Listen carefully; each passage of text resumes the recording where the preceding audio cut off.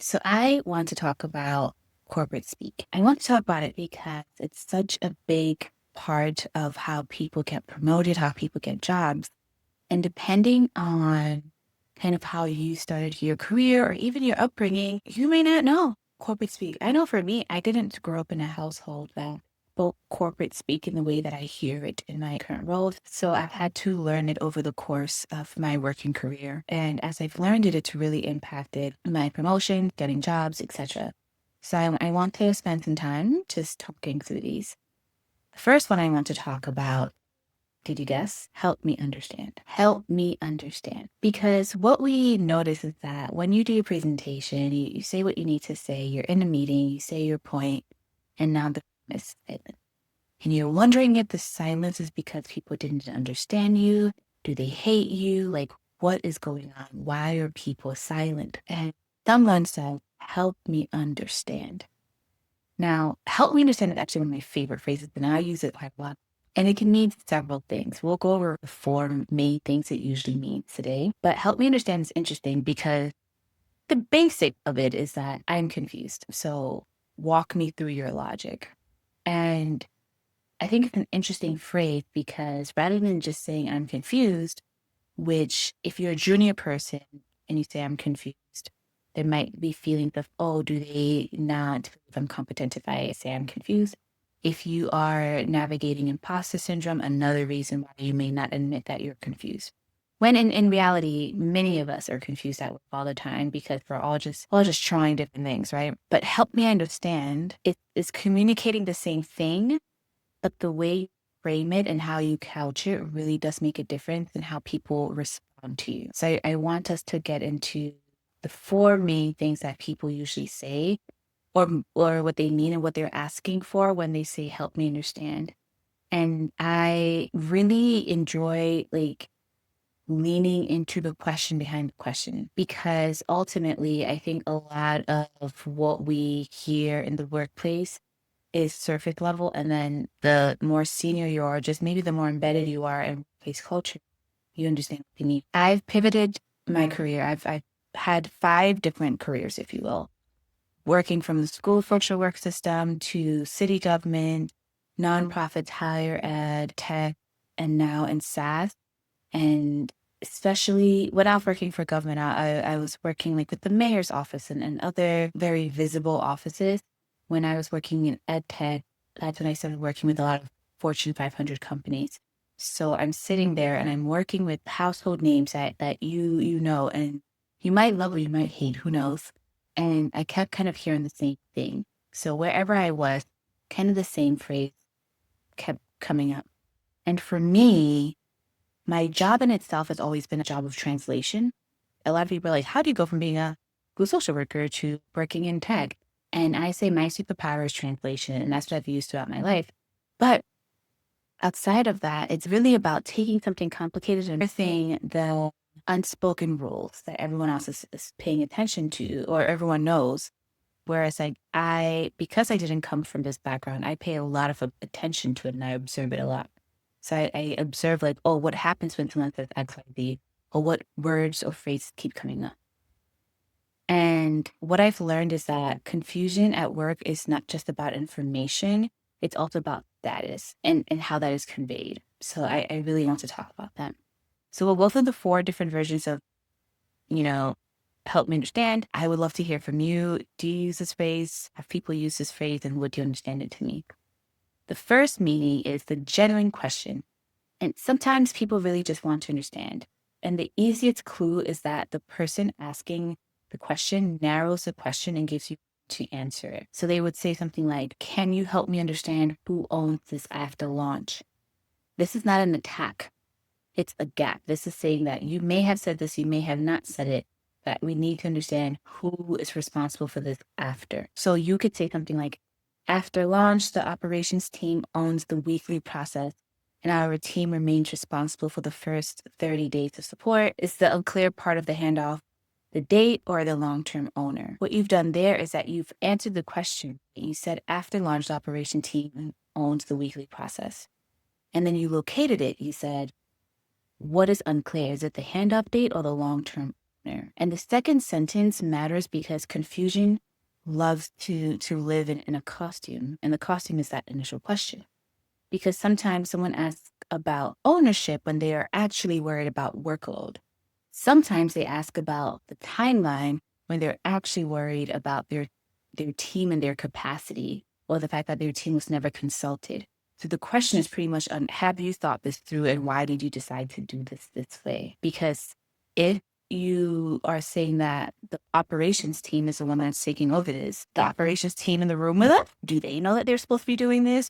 Or did you just decide that and you haven't cued anyone in?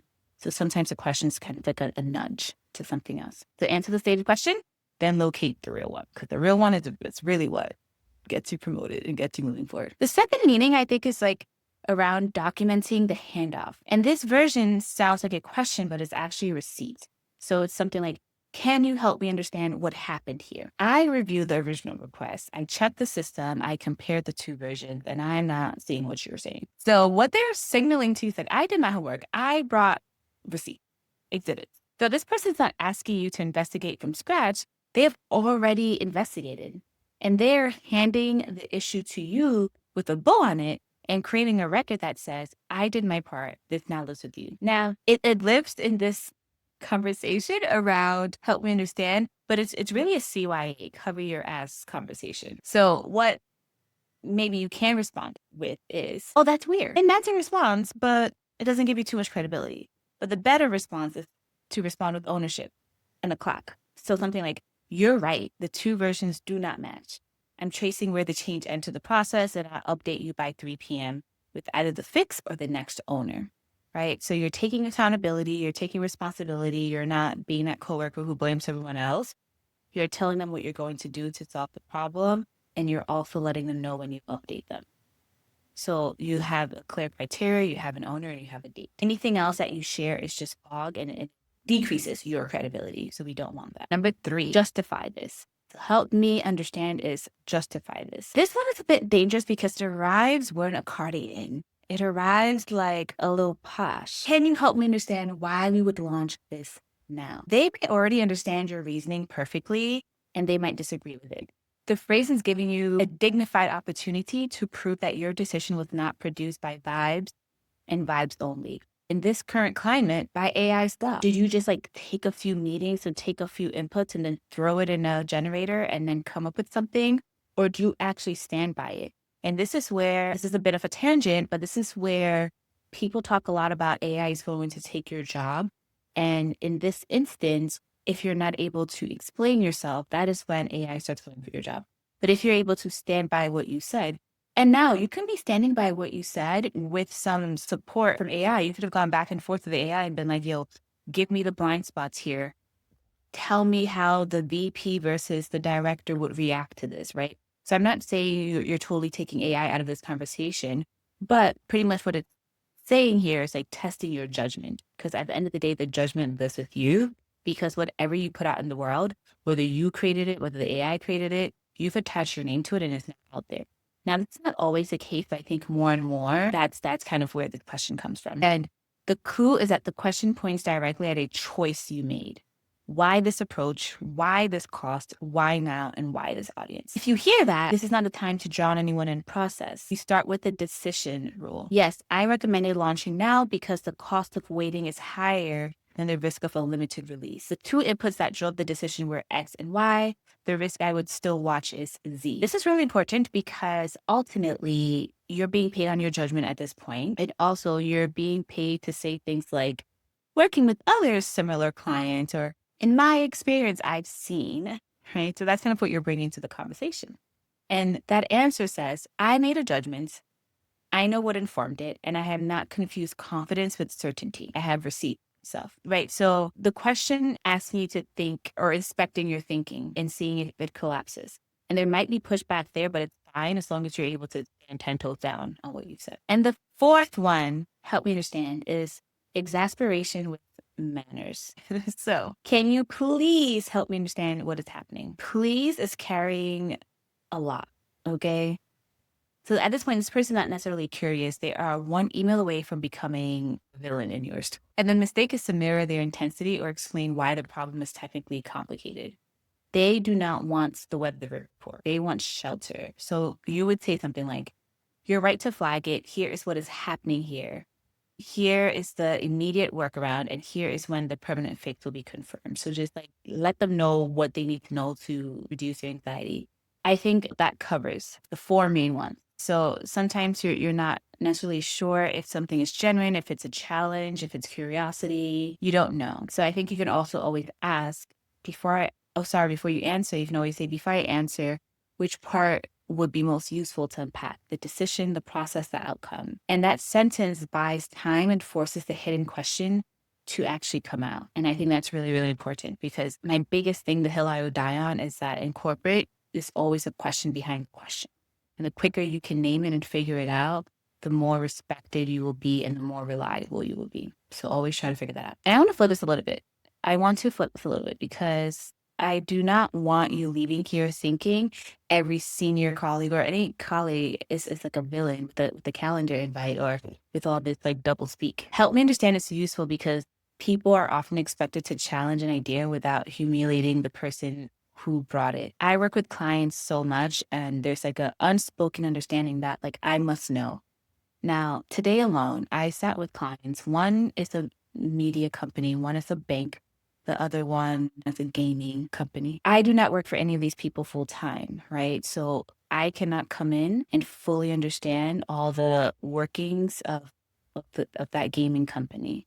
I know about it. They're popular. Everyone knows their name, but me buying something versus being in the company is very different. Same for the banks. I may have a bank account with you, but it doesn't mean I understand how it works intrinsically. I may turn on the TV and watch your media, but I don't know what's happening intrinsically. And what happens sometimes is that people think that you know more than you know, or they're not giving you the full information. So help me understand is a way to like bring them into partnership. And I personally do love this phrase, and I use it quite a bit.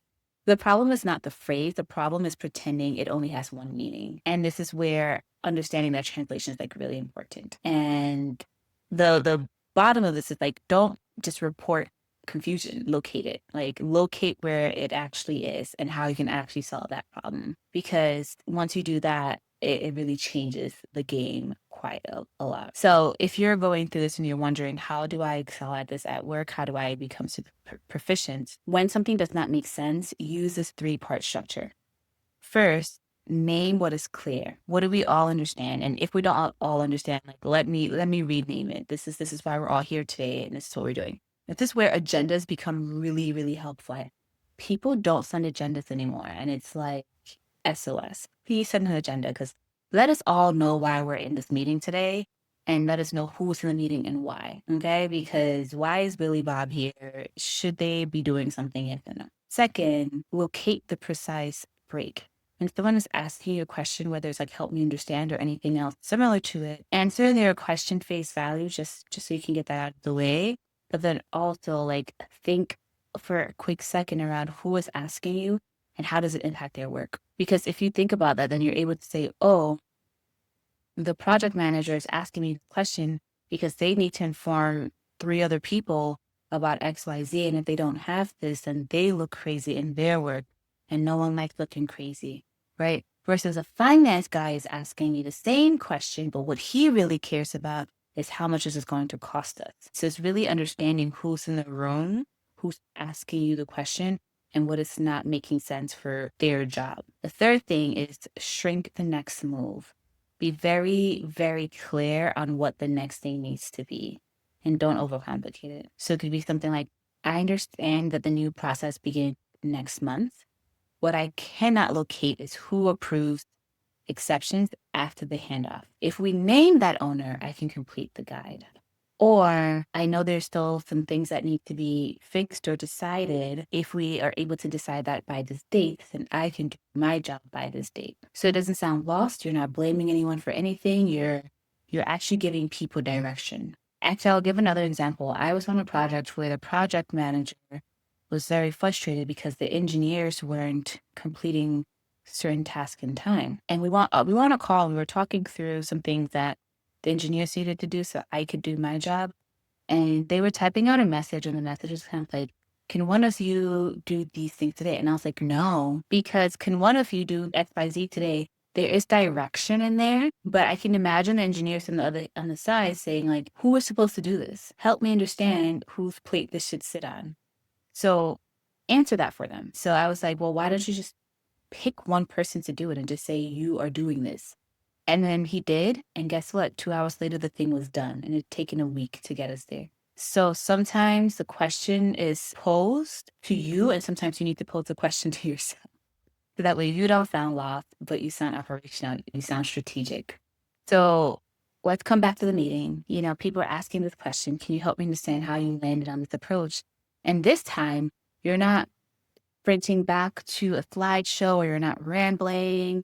None of that. You pause and you're like, yeah, would it be most useful for me to unpack the decision, the process, of the result? And then you stop talking. Because as much as sometimes it feels like corporate speak is about knowing fancy phrases, a lot of the time too, it's about hearing the question underneath the question. I keep saying that because I really believe that's like the magic. So if this gave you language for a meeting you have already survived, subscribe, but also let me know. This series, I think I'm going to call it Unspoken Rules, and we are decoding the workplace manual nobody handed you. So in the comments, tell me what phrase at your job never means what it literally says, and what does it actually mean in your office or just in your industry, right? If someone says something, if someone says, bless your heart, what do they actually mean? The way that people apologize, what is the way that people actually apologize in your workplace? Or how do people CYA, right? How do people cover their ass? Like, I'm so curious about just how work functions, because so much of work is not the actual day-to-day tactile stuff. So much of work is humans and navigating the humans. And every industry has their own language, but I think at large corporate has a certain playbook and a certain Duolingo. I want to uncover, because if you speak correct language, they relate to you more. And I won't give you some of my horror stories about how once I finally figure out how a client speaks, it's made my life so much easier. We'll save that for another day, but join me for another day as you talk.